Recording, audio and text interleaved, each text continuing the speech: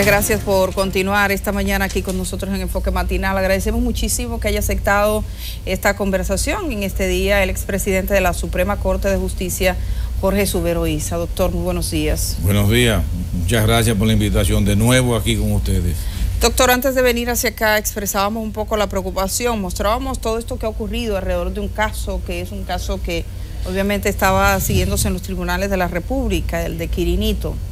Y la población está metida en esto y uno se preocupa de que el sistema judicial, Ministerio Público y todo pueda establecerse. En cierto modo todavía no está muy determinado, pero un concierto de voluntades que permita que casos de esta naturaleza se den. No es la primera vez. ¿Qué opinión tiene usted sobre el mecanismo de regulación, de control que tiene el sistema, de las decisiones que pueden tomar jueces de ejecución de la pena y parece que no son debidamente comunicadas? Yo tengo una pregunta alrededor del mismo tema de Edith. Yo creía, porque yo soy una lega, yo no sé de eso, que cuando ya una persona estaba en prisión, el sistema de justicia hacía recaer la responsabilidad sobre el Ministerio Público. O sea, la Dirección de Prisión, el nuevo modelo penitenciario, ¿son subalternos del Ministerio Público? No, el responsable después de una condena definitiva es el juez de la ejecución de la pena. Es quien debe de velar tanto por la seguridad como por las garantías de esa persona. O sea que la responsabilidad recae en primer término en el juez de la ejecución de la pena. Ahora yo quiero decir que ese caso de Quirinito no es más que fruto de una consecuencia directa e inmediata del sistema de complicidades que rige en la República Dominicana a todos los niveles. Sin un sistema efectivo de complicidad como el que estamos viviendo, eso no hubiera sido posible. O sea, no podemos atribuirle la responsabilidad a una sola persona, sino a muchos. Principalmente cuando acabo de escucharla, creo que fue al médico legista que intervino en el caso, cuando me hablaba de un cadáver muerto, por donde ya sabemos por dónde anda la cosa. Aquí, cuando él dice un cadáver es porque ya él... un cadáver muerto. Un cadáver muerto. Él dice un cadáver porque no dice que Quirinito está muerto. ¿Qué le parece? Él lo que hace es dejar en utilizar un pronombre, un sustantivo como pronombre indefinido para librarse de la certificación de una persona. Sí, pero no conozco ningún cadáver que no esté muerto. Sí, cuando usted escuchó lo del cadáver muerto le llamó la atención. Me gustó mucho, me gustó. Como frase, ¿no? Sí, no, está bien. Sí, pero también le dice usted cómo él está tratando de salirse del caso. Sí, pero yo no creo que sea responsabilidad exclusiva de una persona. No es obvio que no. Hay un sistema de complicidad, no a ese nivel solo. A todos los niveles, la República Dominicana no se mueve si no es bajo un sistema de complicidades. En todos los renglones. Y eso es lo gran preocupante. La gran preocupación que por lo menos yo tengo es precisamente esa. Doctor, cuando uno ve este caso, uno piensa en que de alguna manera es fruto para que ese sistema opere, tiene que ser un sistema impune. Usted fue presidente de la Suprema Corte de Justicia, con posterioridad a su salida casi es que toma forma y cuerpo ese Consejo del Poder Judicial. El Consejo del Poder Judicial incluso ha sacado a jueces de la judicatura diciendo literalmente que se ha cometido actos que vulneran la ley. Y recordamos casos, por ejemplo, el de Rosó Vallejo, todo este grupo, Mejía Lebrón. Sin embargo, el Ministerio Público no le dio seguimiento, esa gente nunca fue a la justicia. ¿Qué le parece a usted ese modo de actuar? Mire, yo conviví porque el Consejo de Poder Judicial lo formé yo y estuvimos juntos desde marzo hasta diciembre. O sea, convivimos muchos meses juntos en un sistema de cooperación mutua. Observe que absolutamente nadie en la República Dominicana, ni medios de comunicación ni nadie, reivindica que en ocasiones anteriores la justicia funcionó de una manera distinta. Nadie se acuerda de eso. Entonces, el problema no es tan solo del Consejo de Poder Judicial, porque el Consejo de Poder Judicial, repito, durante el tiempo que yo lo presidí, se hacían las cosas como realmente la ley mandaba. Sí, posteriormente un miembro del Consejo del Poder Judicial es muy cuestionado, que todavía es un proceso que sigue. En algún momento incluso se habló de que existía una estructura judicial, una estructura dentro del sistema judicial para actos de corrupción, que incluso hasta perseguían a presos. Pero nunca se cuestionó durante mi gestión. Ah, no, claro. no fue bajo su gestión. Entonces yo creo que hay un cierto pecado en establecer una diferencia entre una gestión y otra, y nadie quiere recordarlo. Y yo hasta me he olvidado de eso. Leí recientemente que el peor silencio es aquel que se entierra en el propio silencio. O sea que... ¿Qué a usted le parece que es mucho más permisivo el sistema ahora? Pero ¿qué pudo? Mire, magistrado Subero, aquí, y usted llega a la Suprema Corte de Justicia como parte de un proceso de reforma que todo el mundo reconoce que mejoró el sistema. Porque nosotros, la tradición aquella de los, ¿cómo que se dicen? De la sentencia en 2 o 3 bufetes era famosa. Aquí mejoró el sistema. ¿Cómo puede una cosa que mejora después de un proceso en el que participó gran parte de la población en el 94, después de una crisis política, deteriorarse hasta llegar a vivo muerto y a muerto vivo? Porque los políticos quisieron que fuera así, con la complicidad de muchos de la sociedad dominicana. Si parte de la sociedad dominicana no se asocian a ese proceso, a los políticos, la situación hubiera seguido igual. Pero hubo una gran manifestación de los políticos con la complicidad de parte de la sociedad para que las cosas cambiaran. Y efectivamente cambió. O sea, no se le puede decir pura y simplemente a los políticos, no. Hubo una asociación realmente con la finalidad de que las cosas cambiaran y que las cosas fueran diferentes. Doctor, pero vamos otra vez, le voy a hacer casi la misma pregunta. Vamos con la misma, y yo la contesto casi al mismo término.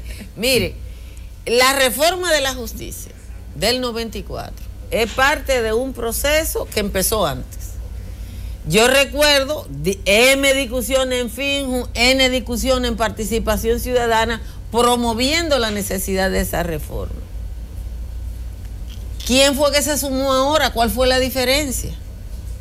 La diferencia es que los políticos quisieron que las cosas se hicieran de manera diferente, y muchos grupos de la sociedad dominicana se asociaron a los políticos para que esas cosas cambiaran, porque siempre he dicho, y más de una ocasión en este mismo programa, que absolutamente a nadie le conviene en la República Dominicana, ni mucho menos le interesa una justicia independiente, porque todos queremos tener un juez que nos abra las puertas en aquellos momentos, en los casos que está encerrada. Hablando de la independencia del Poder Judicial, aquí hemos conversado con algunos jueces con posterioridad, incluso a su salida, de forma reciente, sobre todo por el tema del presupuesto. El presupuesto de este año, ahora viene el presupuesto del próximo año, nueva vez la judicatura queda sin que se cumpla la cuota establecida por ley para que lo reciba. Hay jueces que dicen que esto lesiona profundamente la posibilidad de una independencia plena dentro del Poder Judicial, porque es uno de los poderes del Estado, pero está subyudice a la voluntad del Congreso Nacional y del Ejecutivo, que no se han mostrado interesados en estos incrementos. Yo sé que incluso hay jueces que están pensando en movilizarse, en hacerse sentir. Me gustaría la opinión suya con respecto a ese presupuesto del próximo año y lo que podría hacer eventualmente la judicatura para que esto se cumpla. Los políticos siempre mantienen en la parte presupuestaria, no solamente del Poder Judicial, sino de otras instituciones, como un mecanismo de presión y de avasallamiento.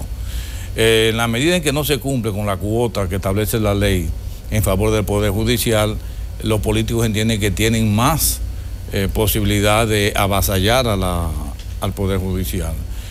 Ustedes recuerdan que a mí me mantuvieron 5 años congelado el presupuesto, y con una diferencia lo de ahora, que absolutamente nadie, ningún sector de la República Dominicana elevó la voz para que se aumentara el presupuesto del Poder Judicial de la Suprema Corte que yo presidí. Ahora por lo menos hay un gran movimiento, hay muchas voces que se pronuncian en ese sentido, inclusive la mía, donde yo entiendo que debe de darse el cumplimiento a lo que establece la ley con respecto al presupuesto del Poder Judicial, porque es de la única manera que el Poder Judicial puede funcionar más o menos de manera eficiente. Desde luego, se tiene como contrapartida una correcta y eficiente rendición de cuentas de la ejecución presupuestaria que se haga. Doctor, ahí la decisión del Comité Político del Partido de la Liberación Dominicana de hacer una consulta de 5 constitucionalistas para el tema de la posibilidad de incorporar las primarias abiertas a la ley de partido. Usted emitió un tuit y puso e hizo pública una sentencia del 2005 en el que se rechazaba ese fenómeno. El hecho de que el PLD vuelve y retome el tema que le fue rechazada a un senador del PLD, ¿Dónde pone a la Suprema Corte de Justicia en relación al Tribunal Constitucional? ¿O qué impacto tiene que el partido de gobierno mande a evaluar una situación que ya fue rechazada por un tribunal? Yo dije en este tuit y posteriormente en una entrevista que le concedí al periódico El Caribe, de que la sentencia del año 2005 emitida por la Suprema Corte de Justicia era una sentencia vinculante para todos los poderes del Estado. Lo que estableció la Suprema Corte de Justicia en contra de la inconstitucionalidad de la ley 286, que es el guión 04, realmente no puede ser desconocida por ningún poder del Estado, que fue con respecto a las primarias. Y llama la atención que el accionante en inconstitucionalidad fue precisamente el actual presidente de la Junta Central Electoral, Julio César Castaño Guzmán. ¿Fue el accionante él? Mismo, sí. ¿Y él mismo? Ustedes buscan la sentencia y se dan cuenta que él mismo, con una fundación que él presidía en esa ocasión, y realmente la Suprema Corte de Justicia le dio ganancia de causa. ¿Por qué es vinculante? Esa sentencia es vinculante en el sentido de que cuando se dictó, la Suprema Corte de Justicia era el único órgano que tenía la facultad de juzgar por mediante acción directa la constitucionalidad de la República. Y una disposición a actuar de la propia Constitución, de la Constitución del 2010, ratifica ese criterio en el artículo 277, que fue un artículo que se incluyó a iniciativa mía, no iniciativa mía, por persistencia mía, porque yo no sé si ustedes saben que el propósito original de la modificación de la Constitución del año 2010. En el año 2010, fue con el propósito de revisar todas las decisiones que había dictado los órganos judiciales del Estado, principalmente la Suprema Corte de Justicia, y entre ellos estaba revisar las decisiones relativas a la crisis bancaria. Nadie se quiere acordar de eso, porque el propósito inicial era de que se revisaran las decisiones de la crisis bancaria. Usted dice que la declaratoria de inconstitucionalidad fue a requerimiento de una organización que presidía el doctor Julio César. Sí, lo dice ahí, creo que la Fundación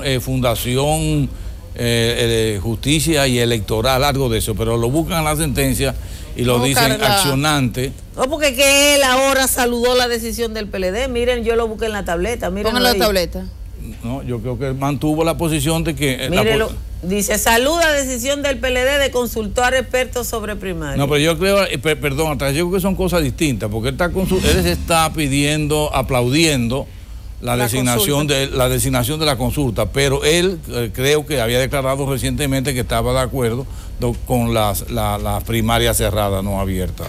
Esa decisión de los 5 juristas, me llama la atención que sean 5, lógicamente tiene que haber 3 y 2, porque son 2 bandos que hay. ¿Quién tendrá 3? ¿Quién tendrá 2? El que tiene 3 va a ganar la decisión. Ahora, se van a llevar en el Congreso el propio partido por la decisión de los juristas. Yo creo que es un compás de espera que quiere el presidente de la República, y eso se va a quedar así. Y vamos a tener las próximas elecciones, ustedes pueden tener la completa seguridad sin ley de partido político.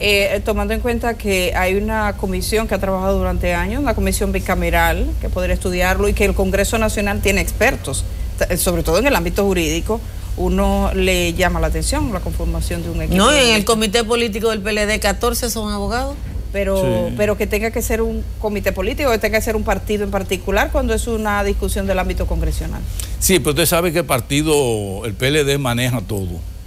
En la República Dominicana no se maneja un organismo sino con la decisión del PLD. Entonces, lógicamente, el Congreso Nacional prácticamente la composición, su integración es básicamente de miembros del PLD. O sea, y se va a hacer posiblemente lo que la comisión diga. Primero, si se llega a nombrar la comisión, que es una, y 2, si la comisión llega en algún momento a dictar alguna... Pero la pregunta mía a propósito de esto, magistrado, tiene que ver con lo que significa eso en términos legales. Si se aprobara en la ley de partido las primarias abiertas, después de declarar inconstitucional, de que se declarara inconstitucional una primaria abierta en el año 2005, ¿qué significa que aquí, sobre una declaratoria de inconstitucionalidad, se legisle de nuevo? Nada. Lo que ha ocurrido siempre. ¿Cuántas sentencias de Tribunal Constitucional no son letras muertas? ¿A cuáles se le ha dado cumplimiento? Nada, no va a pasar absolutamente nada. Los políticos van a seguir aplaudiendo, los empresarios van a seguir aplaudiendo, muchos medios de comunicación seguirán aplaudiendo y todos seguiremos aplaudiendo. ¿Y hasta dónde nos lleva eso? Porque en algún momento un caos institucional, obviamente un caos institucional, pero seguiremos aplaudiendo el caos institucional, porque todos queremos vivir de la complicidad. Es un sistema cómplice totalmente. Totalmente de cómplice. ¿Alguna vez usted dijo que este país se le ponía donde quiera que tocaba Manabapus? Yo creo que sí. ¿Sigue siendo así? Sí. El sistema político dominicano y parte de la sociedad dominicana realmente es una podredumbre. Realmente es una pena el aspecto moral, los valores patrios, los valores cívicos se han ido a la porra. Y realmente no estamos bien parados en términos institucionales. Siguiendo con lo que le decía Altagracia, que ella le preguntaba en términos legales, o sea, usted dice, hay una sentencia del año 2005, pero ahí está el Tribunal Constitucional de ahora. Yo recuerdo que usted en algún momento incluso manifestó sus dudas respecto al Tribunal Constitucional porque se convertía en un órgano superior frente a las decisiones emanadas por la Suprema Corte de Justicia. ¿Tiene eso algo que ver ahora? Mi duda y mi rechazo total y absoluto. Porque realmente ninguna de las decisiones, ¿cuántas decisiones del Tribunal Constitucional que se supone que tienen efecto vinculante, que deben de ser de cumplimiento inmediato, se han desconocido? Leí en la prensa los otros días una cantidad enorme, principalmente creo que relativas a militares o a policías que Entonces han sido... ¿Esto está ahí para nada? Está absolutamente para nada. Yo le dije los otros días que había luz y sombra en el Tribunal Constitucional. Entonces, de las decisiones del Tribunal Constitucional solo se aplica lo que conviene políticamente a quien gobierna. No hay absolutamente ningún tipo de duda. Lo que convenga al gobierno se va a hacer. Y usted ve con la ley del partido, se va a hacer única y exclusivamente lo que le convenga al gobierno. No se va a hacer más nada. O sea, los partidos políticos no cuentan. Si podemos hablar de partidos políticos en la República Dominicana, que yo tengo mis dudas. Básicamente cuando esa decisión, si usted, supongo la recuerda porque usted ha tenido que revisarla ahora a propósito de su comentario y de recordar la sentencia del año 2005, ¿bajo qué argumentos rechazaban ustedes las primarias así abiertas? Mire, yo en día pasado comenté que no quería referirme mucho a la propia sentencia, al contenido de la sentencia, porque fue una decisión no mía, fue una decisión de 16 jueces a unanimidad. ¿Fue a unanimidad? Sí, fue unanimidad. Pero los criterios que prevalecieron entonces, usted... ¿Podemos buscarlos? No, bueno, el criterio fundamental era que contraría los principios de la Constitución de la República. Es contrario. Y fue muy claro, la sentencia está muy bien elaborada, muy clara, de un alto contenido jurídico y político y constitucional. Ahora, yo no he dicho, y quiero ser suficientemente claro, yo no quiero decir que necesariamente esa sentencia se aplica a la situación actual. Lo que yo dije muy claro en mi cuenta de Twitter y en el periódico El Caribe era que esa sentencia tenía efecto vinculante. Que hay que respetarla. Que había que respetarlo. E incluso cuando me preguntaron en esa ocasión, dije que no sabía si el sistema de primarias abiertas o cerradas era bueno o malo. Dije que no sabía. Hoy entiendo yo que el mejor sistema para la democracia y para los propios partidos es el sistema cerrado, la primaria cerrada. Porque es como que usted organice una fiesta y los invitados sea un extraño que curse las invitaciones. Entonces va a ser exactamente lo mismo. Yo creo que si impera, como va a imperar y se va a imponer el sistema de primarias abiertas, va a ser realmente sería el requiem de los partidos políticos dominicanos. Porque los partidos políticos dominicanos van a perder interés en tener su propia militancia, de que van a tener su propio padrón, cuando realmente le van a enviar de un partido a otro a que voten por ese otro que le conviene. Bueno, en todo caso, la preocupación que tiene alguna gente es que el que maneje el presupuesto va a ser el dueño de todos los partidos. La mesa que más aplausos se lleva Hay un merengue que dice así: la mesa que más aplaude. La mesa que más aplaude sube a la bailarina. Sube a la bailarina, claro. Entonces, eso es lo que define. Eso va a pasar aquí. Aquí que está soñando con otra cosa, yo creo que está realmente soñando. Y ojalá. Pero la visión que tienen ustedes, porque cuando hablábamos de la justicia, usted dice el régimen de complicidades ha permitido casos como el de Quirinito. Cuando hablamos a todos los niveles. A todos los niveles, sí, de complicidades a todos los niveles. No solamente de poder judicial. Ratifica que aquí donde se toque Manapús y nos dice que aquellos que están soñando están en eso, soñando. ¿No es una visión bastante pesimista de este país, hacia dónde vamos? Totalmente. Nosotros no, en términos institucionales no vamos bien, ni vamos a terminar bien. Nosotros vamos a terminar con un solo partido que va a dominar todo el área político, social y económica de la República Dominicana, sin oposición. La oposición se va a plegar en un momento. La oposición en la República Dominicana existe en la medida en que no le ofrezcan o acepten una posición en el gobierno.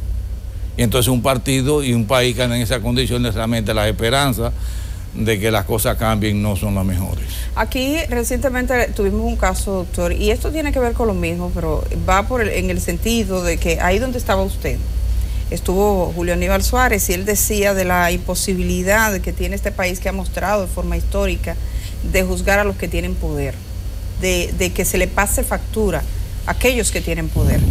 Nosotros recordamos un caso reciente que ocurrió en Montecristi de una jueza que envió a prisión a un ciudadano que había robado 7 libras de yuca y liberó a los miembros del Ministerio Público que se habían robado unos chivos. Es decir, que la yuca aquí sale más cara que el chivo, cuando en la justicia se le pesa. Entonces, me gustaría preguntarle en ese sentido, ¿usted piensa que aquí seguiremos entonces un sistema así de caótico, donde los únicos que pagan las consecuencias son los pobres y a veces con la vida en la calle? Hasta que no cambie estructuralmente la República Dominicana y sus instituciones, vamos a padecer de sistemas débiles. No siempre el Poder Judicial actuó débilmente frente a los poderosos. La crisis bancaria, si no hubiese existido un Poder Judicial con la fortaleza que existía en el año 2003, ninguno de los banqueros hubiera estado preso, que eran los mismos dueños de los periódicos. Por eso es que aquí hay medios de comunicación que el nombre de Jorge Suberoiza no lo mencionan ni en favor ni en contra, porque entienden que yo fui responsable de que muchos de los jefes de esos periódicos cayeran presos. O sea, no siempre ha ocurrido así. La política no ha sido de castigar a los corruptos ni de castigar a los poderosos. No, eso no ha sido una política, pero no quiere decir que en ocasiones se haya realizado. ¿Y usted tiene expectativa, por ejemplo, con el caso de Brecht? En lo absoluto, pero en el primer... Nada. Pero es que yo lo dije, pero en el primer programa que yo dije... Aquí mismo. En el primer programa que yo dije que Danilo Medina se iba a reelegir y que Odebrecht no iba a ningún sitio y que iban a sonar los nombres en la medida en que no fueran relumbrantes, fue aquí. Desde aquí mismo, esta misma butaca, dije yo eso y mantengo las dos posiciones. Que el presidente de la República... Que el presidente se va a reelegir una y segundo que el caso de... Pero las elecciones son dentro de 3 años. Aunque sea dentro de 10. Se reelige. Y Odebrecht no va para parte. No, absolutamente, ya terminó Odebrecht. Odebrecht terminó. ¿Por qué? Porque ya se llegó hasta donde tenía que llegar. O sea, el sistema político, las redes de complicidad no va a permitir que llegue más allá. Eso se terminó ahí. Entonces ahora comenzamos una etapa de reelección indetenible, y el que está pensando en otra cosa, yo creo que realmente no está viviendo en la República Pero constitucionalmente se supone que no puede. La cambiamos en 3 días. Y es más, yo creo que si realmente hay pretensiones reeleccionistas, debe comenzarse desde ahora. Que a va cambiar a salir, la constitución, claro, más barato. Porque es más económico ahora que hacerlo como se hizo precipitadamente en aquella ocasión. Señores, son verdades, pero hay que estar en un área donde yo estoy equidistante de muchísimas posiciones políticas, empresariales, económicas, hasta deportivas, para darse cuenta que esa es la realidad, que el camino que trillamos es esto. Un partido político que tiene la hegemonía total y absoluta de la República Dominicana, no del sector político solamente, de la República Dominicana, que no se mueva absolutamente nada si no es con la bendición de ellos. Así dijo Pinochet, no se movía la hoja de un árbol sin que él lo supiera. ¿Y cuánto tiempo duró Pinochet? Pero se acabó. Sí, todo se acaba porque no hay deuda. Pero Pinochet era una dictadura, estamos hablando, se supone, de una esto no es democracia. ¿Es una careta o qué? Bueno, pero vamos a ver, siempre se comienza, la dictadura comienza siempre democráticamente y después se van complicando. Vamos a ¿Aquí podría pasar? No creo que el presidente tenga madera de dictador, pero sí de continuador. Ya. Bueno, muchísimas gracias, doctor Jorge Suberoiza, con nosotros esta mañana. Muchísimas gracias por estar acá, aceptar esta invitación.